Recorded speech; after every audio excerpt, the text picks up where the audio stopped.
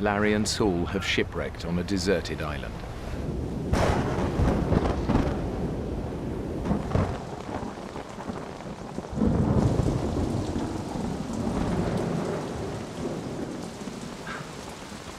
I'm looking forward to getting warm. We could have been killed, but we weren't. As much as Saul and I both seek out these fun, dangerous, athletic situations, we don't have a death wish.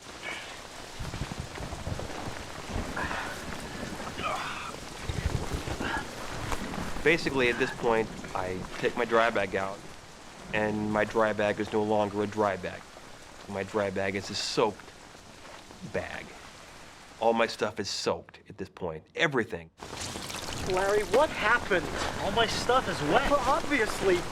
Did you even seal this properly? This is broken. No, it's not broken. You didn't seal it properly. What the hell is all this? This is all cotton. How could you ever think for a winter trip packing all cotton? At that point, he was probably a little angry, and for probably good reason. My sleeping bag, all my clothes, all the gear I had, it's all just drenched. His stuff was fine. Get into this. This is your bed. I have dry clothes. I can sleep in them.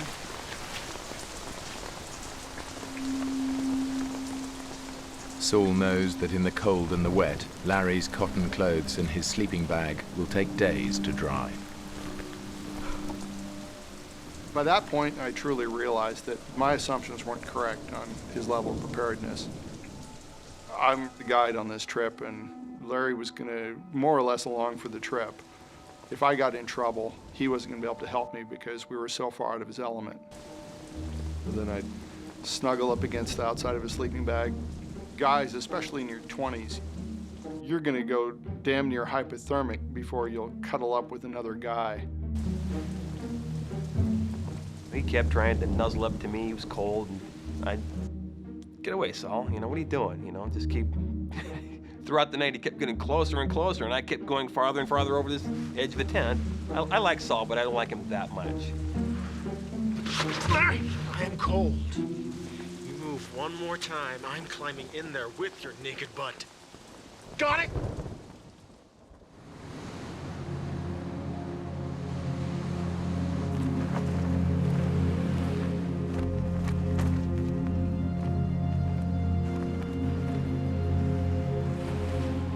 Larry and Saul's adventure was supposed to last 9 days, but the weather is getting worse and Larry's gear isn't drying. So Saul makes a decision. I've rapidly realized the trip I planned isn't within our reach.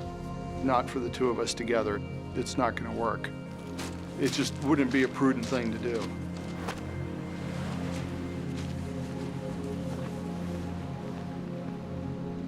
I just wanted to tell myself, you know, we still have time to have some fun and get this out of our system and use this as a small setback and just keep going.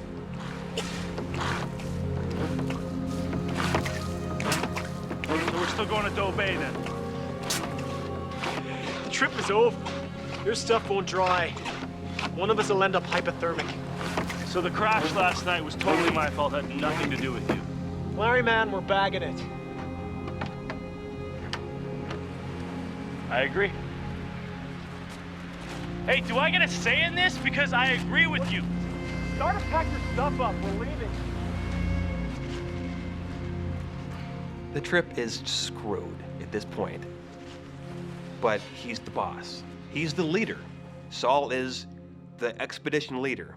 That's how he always is. He likes being in charge. Did you seal your dry bag? Yes, I did, Daddy. Okay. Boat's in water. Hey, Saul, I really think I gotta take a number 2. Yeah, there's a tide window. I'm not missing it. The Nazi drill instructor was probably more what I'd become. Okay, I'm gonna give you 4 options, Larry. 4? I don't think I can count that high. Quit joking. Either you listen to me or you're on your own. Ooh. This is Strawberry Island now. This is Washington Park and our trucks. but this is the Rosario Strait between us and home. Option 1. This island back here has a cabin. We knock on their door, ask for help. Option 2. We continue further to Orcas Island here. We stash the boats and take the ferry home. I'll get the boats another day. 3. This is the toughest option. We paddle back the way we came, 3 miles across the Rosario Strait. Now, I can do any of those, so you tell me which one you want to do. You don't tell somebody you've competed with all your life in a variety of sports that I can do any of these. Which one do you want to do? I can do any of those too, so. What's he going to pick? He's going to pick the toughest one. You just told him which one was the toughest, and then he picked it. Let's paddle back. You sure? Yeah, man, paddle back. Bring it on. That was really stupid. What won out in the very end is the same thing that got us in trouble here. It's the same thing that's got us in trouble in other times.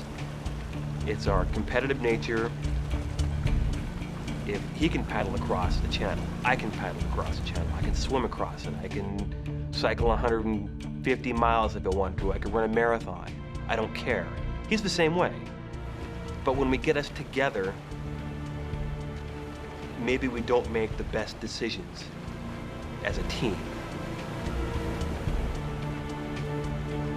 Larry and Saul are paddling into the jaws of an oncoming storm.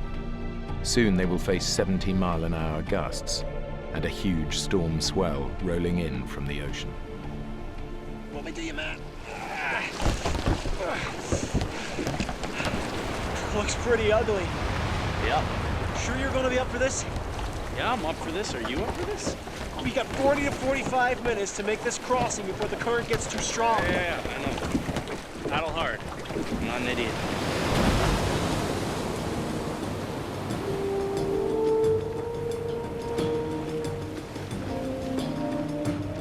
The conditions now are dangerous. But if they don't move quickly, Larry and Saul will face far worse. In less than an hour, the tide will turn and all the water in the channel will surge out to sea, taking them with it. Rosario Strait is 20 miles wide of water, with the water cranking through there at a peak faster than any of the rivers that we bother to measure, you know, the Mississippi, the Amazon, the Nile, any of those. So you just imagine the biggest river you've ever seen in your life and multiply it by 5 or 6 or 7. Hey, Saul! Hey, I'm taking on water here. There is a technique for paddling into waves that stops them splashing into the boat. Saul! But Larry doesn't know it. Hey, I'm still taking on water here. Is that normal? Look, Larry, are you watching me? Okay. I have been. Don't let the waves hit you side on. I'm not. We'll minimize the water that goes into your boat. And dig with your paddle. Dig. Don't puncture the wave head on. Everything I'm telling him is just blah, blah, blah, blah, blah. It's a bunch of words. He ain't listening. He's confident at this point. He knows what he needs to do. And he's probably thinking to himself, Saul's full of crap. Dig with your paddle. Dig. Dig. Hey, I'm still taking on splash here. Larry, do you understand anything I'm saying? Saul! Stabilizing strokes do you no good. Saul! I have never been in a kayak before, okay? You said that you had. No, I didn't. Yes, you did. No, I didn't. Well, that explains it. Explains what? You better learn and hurry. I am doing what I can. Yeah, well, quit. Just paddle like I tell you, okay? He's trying to get me to put my nose into the wave, pierce right through it, take on the least amount of water possible.